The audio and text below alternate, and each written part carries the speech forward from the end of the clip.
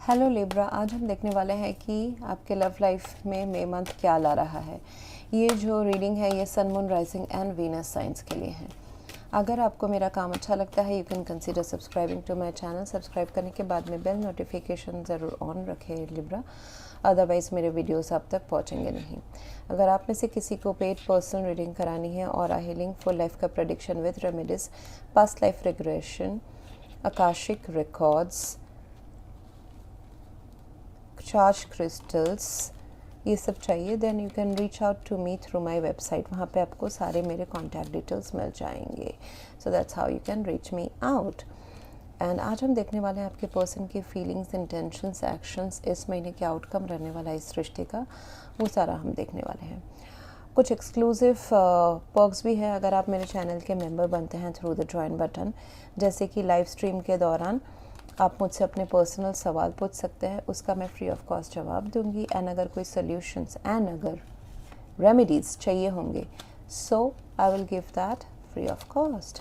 सो and बहुत सारे exclusive readings होते हैं जो आप अगर देखते हैं हर महीने तो बहुत ज़्यादा आपको प्रेडिक्शन रेजोनेट होने वाला है, गाइडेंस बेटर मिलेगा आपको पूरे महीने के प्रेडिक्शंस का। सो यहाँ पे मुझे नज़र आ रहा है लिब्रा कि कुछ आनातानी चल रही है, नॉट सो ग्रेट वाला सिचुएशन है। आई वुड से ग्रेट तो है लॉन्ग टर्म में, बट अभी जैसे कि कोई दुखी, कोई डिसअपॉइंटमेंट, एक सेटबैक होना वो हुआ है इस रिश्ते में। आपके पर्सन जो है वो इस रिश्ते से शायद से थोड़ा सा इमोशनली विड्रॉ कर रहे हैं एंड अपने लीडरशिप या अपने हिसाब से इस रिश्ते को चलाना चाहते हैं। They are positive about this connection but action wise, but emotionally ज़रूर temporarily अपने आप को withdraw ज़रूर कर रहे हैं। They are going towards to achieve their higher purpose in a love relationship. So ये मुझे नज़र आ रहा है। Although this relationship can grow, but जब आप दोनों अपने बीच के अनबन या पास्ट रिलेशनशिप्स या पास्ट एक्सपीरियंसेस, चाइल्डहुड ट्रॉमा हो सकती है, फैमिली डिसफंक्शनल फैमिली का एक्सपीरियंस हो सकता है, वो सब आप उसको जब ड्रॉप आउट करोगे, उसमें पूरा हील होगे तो जाके ये रिश्ता आगे बनेगा। येस, दिस रिश्ता is dependent on closing out a cycle which is very on end of, या इस रिलेशनशिप को सीरियसली प्राइमरी करके नहीं लिया जा रहा था, किसी के भी साइड से हो या दोनों के साइड से हो। एंड कभी लग रहा था कि दिस कैन वर्क आउट, कभी लग रहा था नहीं हो सकता है। एक डिसअपॉइंटमेंट, रिग्रेट, कहीं पास्ट का कोई दुख हो सकता है, पास्ट के कोई डिसअपॉइंटमेंट या फेलियर्स इन दिस रिलेशनशिप हो सकते हैं जो अभी भी इस रिलेशनशिप को इम्पैक्ट करते हैं। तो उसका दिल से, जड़ से उखड़ना बहुत इम्पॉर्टेंट है इस रिलेशनशिप के ग्रोथ के लिए। आई वुड नॉट से कि यहाँ पे कोई लव या एक मेजर इमोशनल कॉन्ट्रैक्ट नहीं है, बट ये आप दोनों एक दूसरे को कहीं ना कहीं हील करने आए हैं, एक दूसरे को हील करते हैं। आप दोनों का एक साथ रहना ही, चाहे वो किसी भी फॉर्म में हो, फ्रेंडशिप है, रोमांटिक है, कोई क्रश है, एक अच्छा पुख्ता रिलेशनशिप है, that's going to heal each other. But individual healing की भी मुझे यहाँ पे रिक्वायरमेंट, नीड दिखाई दे रही है। यहाँ पे मुझे नज़र आ रहा है कि may be one person is coming with some kind of family burden, ऐसा हो सकता है। वो फैमिली के लोग हो सकते हैं, may be one person is married, committed कहीं और, या फिर आप दोनों के बीच का भी ये सिचुएशन हो सकता है। So one person is having slightly heavy burden जिसको ड्रॉप आउट करना या फिर उसको मैच्योरली डील करते हुए इस रिलेशनशिप में भी इन्वॉल्व होना ज़रूरी है। Kids could play a role, अगर आप दोनों में से कोई एक ऑलरेडी कमिटेड या मैरिज कहीं और थर्ड पार्टी के साथ है तो या फिर अगर आप दोनों सिंगल है तो मुझे लग रहा है कि किसी के मदर इन्फ्लुएंस कर सकते हैं या फैमिली में से कोई एक मेंबर उनके थॉट प्रोसेस को इन्फ्लुएंस करते हैं, जिस वजह से इस रिश्ते में भी इम्पैक्ट आ सकता है।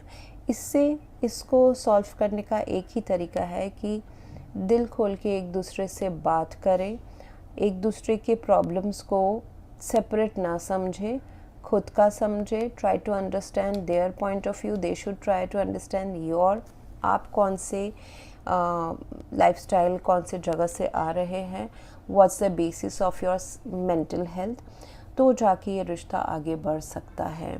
सो यहाँ पे बेटर ये रहेगा कि 10 ऑफ वॉन्ड्स जो भी इस रिश्ते में थोड़ा सा टेंशन, स्ट्रेस या बर्डनसम का रीज़न है, could be this 5 of cups and this 2 of pentacles. Okay, एक इमोशनल सेटबैक, रिग्रेट होने के बाद में फीलिंग्स, इंटरनल कॉन्फ्लिक्ट कि मैं इस रिश्ते में घुसूँ कि नहीं घुसूँ, टाइम दूँ कि नहीं दूँ, या फिर कहीं और का भी सेटबैक हो सकता है, जैसे कि किसी के करियर में लॉस हो जाना, वो भी इस रिश्ते को प्रायोरिटाइज नहीं करने में रोक सकता है। या फिर बहुत ज़्यादा हैवी बिजी रहना अपने करियर में, बिजनेस में, मल्टीटास्किंग करना, या फिर लव रिलेशनशिप में ही मल्टीपल चॉइसेस होना किसी के साइड से भी, तो वो इस रिश्ते में अभी थोड़ा सा हॉल्ट ला सकता है या ला रहा होगा। सबसे पहले तो मुझे दिखाई दे रहा है कि your person is quite ready to take action, लेकिन वो एक्शन इमोशनल बेस नहीं होंगे। हाँ, ये बड़े एक्शंस रहेंगे, आपको लॉन्ग टर्म में दिखेंगे कि वो आपसे प्यार करते हैं एंड काफ़ी अट्रैक्शन भी उनके साइड से मुझे दिखाई दे रहा है, जबकि आपके साइड से लिब्रा थोड़ा सा मुझे एक इंटरनल कॉन्फ्लिक्ट वाली एनर्जी नज़र आ रही है। आप चाहते भी हैं कभी कभी, फिर नहीं चाहते, एफर्ट्स डालना है, फिर सोचते हैं कि डाले कि नहीं डाले, या फिर whether it's a miss opportunity, ये सब चल रहा है। एंड ये पर्सन ने अगर आपको कहीं दुखी किया है पास्ट में, तो फिर then you are stuck there. इससे जब तक आप बाहर नहीं निकलोगे, ये ब्लैक एनर्जी से इसको ख़त्म नहीं करोगे, अपने आप को खुद एक सॉलिड डिसीजन में नहीं पहुंचाओगे कि मुझे चाहिए क्या, ओके, तो फिर ये रिश्ते में आगे बढ़ना मुश्किल है। सो ये रिश्ता चमकेगा एंड चमकने के इसके पूरे पोटेंशियल है, बट एक हील स्टेट में आने के बाद में। जितना आप अपने आप को एक दूसरे के साथ में रिवील करोगे इमोशनली, चाहे एक साथ बैठ के डेट पे जाना, रहना, that's how this relationship will develop या फिर रीडेवलप। ओके, सो इसके आगे के जो पार्ट्स है कि इस पार्ट 2 में हम देखेंगे इस सिचुएशन में और इससे ज़्यादा क्या, अगर कुछ हेवी चैलेंजेस आ रहे हैं इस महीने, उसको आपको डील कैसे करना है, ये पर्सन के ट्रू इंटेंशंस या फीलिंग्स क्या है, ये रिश्ता किधर हेड कर रहा है, एंड इस पूरे सिचुएशन का बेस्ट पॉसिबल सॉल्यूशन क्या है। प्लस अगर आपके लाइफ में कोई नया लव आ रहा है, that also we will see in the part 2।